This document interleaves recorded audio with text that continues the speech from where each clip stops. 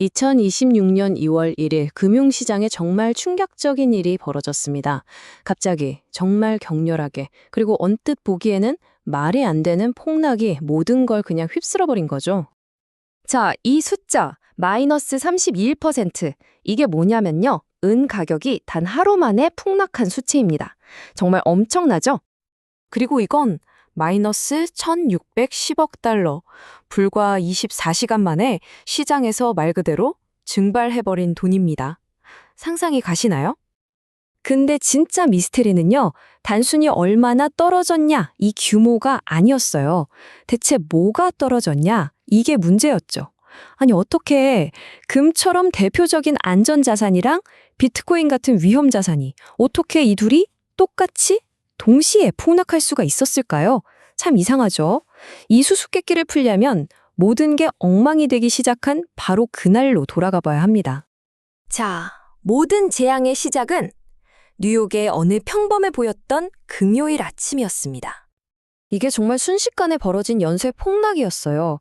처음엔 금이 무너지더니 이어서 은시장이 눈사태처럼 무너지고 결국 비트코인마저 그 뒤를 따라서 절벽으로 떨어져 버린 겁니다. 그러자 시장은 곧바로 딱 한 사람을 범인으로 지목하기 시작했죠. 혼란에 빠진 언론이랑 시장은요, 이 사태를 설명할 간단한 이야기가 필요했어요. 뭔가 비난할 대상이 필요했던 거죠. 그리고 곧 세계 금융계에서 가장 강력한 자리, 바로 그 자리의 후보자를 지목했습니다. 네, 바로 케빈 워시, 전 연준 이사였는데요. 시장에서는 이 사람을 매파라고 불렀습니다. 매파가 뭐냐? 쉽게 말해서 인플레이션을 잡기 위해서라면 금리를 팍팍 올리는 좀 강경한 통화 정책을 선호하는 그런 인물이라는 거죠. 이 소식이 뜨자마자 알고리즘 트레이더들은 그냥 바로 매도 버튼을 누른 거예요. 이들의 논리는 아주 간단했죠. 워시가 의장이 된다고? 그럼 금리 오르겠네.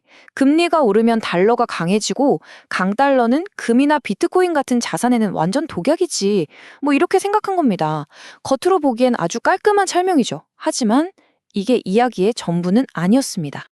아니 정말로? 단 한 사람에 대한 두려움 때문에 1610억 달러가 날아가는 이 대재앙이 일어난 걸까요? 그게 말이 될까요? 진짜 원인은 그 사람이 아니었습니다. 바로 현대 시장을 보이지 않는 곳에서 움직이는 거대한 기계장치에 있었죠. 자, 이제부터 이 붕괴 뒤에 숨어있던 진짜 범인을 파헤쳐 보겠습니다. 사실 그 정체는 딱 한 단어로 요약할 수 있어요. 우리에게 엄청난 수익을 안겨주기도 하지만 동시에 모든 걸 파괴해버릴 수도 있는 그런 양날의 검 같은 단어죠. 네, 바로 레버리지입니다. 많이들 들어보셨죠?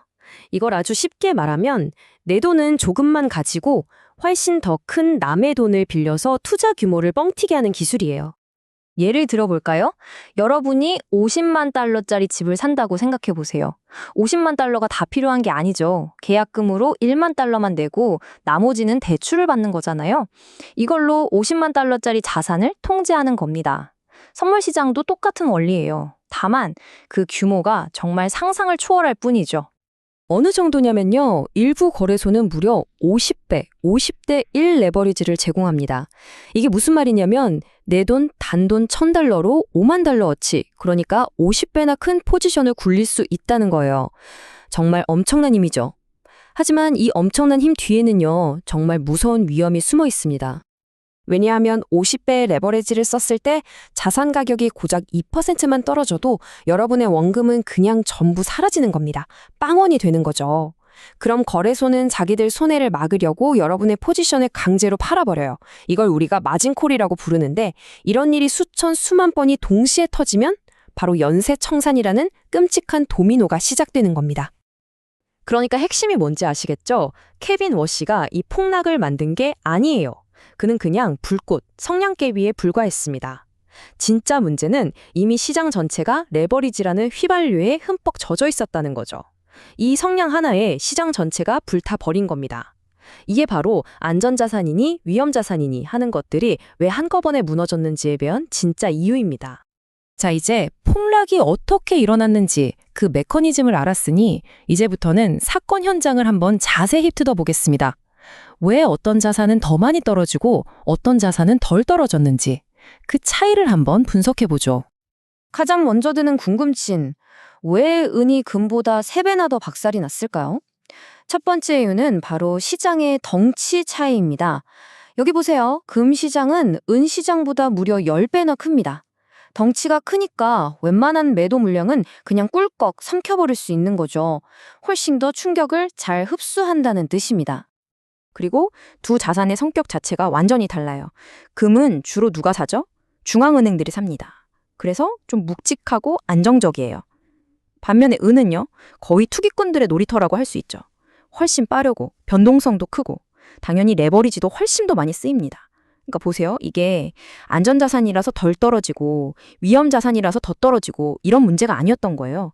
그냥 그 시장의 구조 그리고 얼마나 많은 레버리지가 끼어 있었냐? 바로 그 차이였던 거죠. 과거 사례를 봐도 이건 확실해요. 이번 사태는 경제 펀더멘털, 그러니까 기초 체력의 문제가 아니라 그냥 기계적인 레버리지 청산 사태였다는 걸요. 보세요. 1974년에 있었던 금폭락 때는요. 미국 부채도 낮았고 경제는 오히려 좋아지고 있었어요. 근데 지금은 어떻습니까? 부채는 천문학적으로 늘었고 지정학적 리스크는 점점 커지고 상황이 완전히 정반대잖아요. 자, 그럼 비트코인은 어땠을까요? 여기도 아주 흥미로운 드라마가 있었어요. 가격이 쭉 빠지다가 딱 7만 6천 달러에서 반등을 했거든요. 이게 그냥 아무 숫자가 아니에요. 비트코인을 가장 많이 보유한 기업 중 하나인 마이크로스트래티지의 평균 매수 가격이랑 거의 똑같은 가격입니다. 그러니까 기관 투자자들이 이 가격 밑으로는 절대 안 돼 하면서 이 라인을 지켜낸 거죠.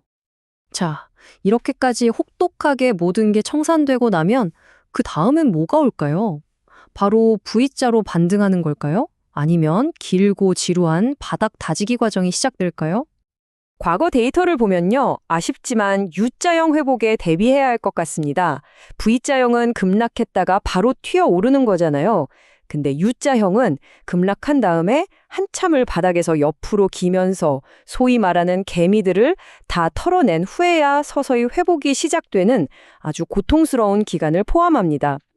실제로 1974년 폭락 이후에는 이 과정이 무려 20개월이나 걸렸습니다. 그래서 우리가 여기서 얻어야 할 교훈은 이거예요. 뉴스 헤드라인만 보고 섣불리 판단하면 안 된다. 데이터를 봐야 한다는 겁니다.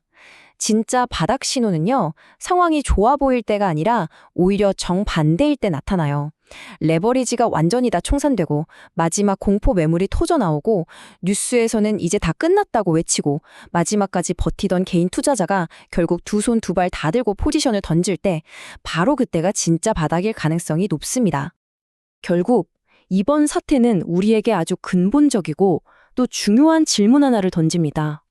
이렇게 극단적인 레버리지가 판치는 세상에서 가장 안전하다고 믿었던 자산마저도 다른 위험한 투자의 손실을 막기 위해 그냥 팔려나가는 이런 시스템 속에서 과연 안전하다는 말은 이제 무슨 의미가 있는 걸까요? 여러분은 어떻게 생각하시나요?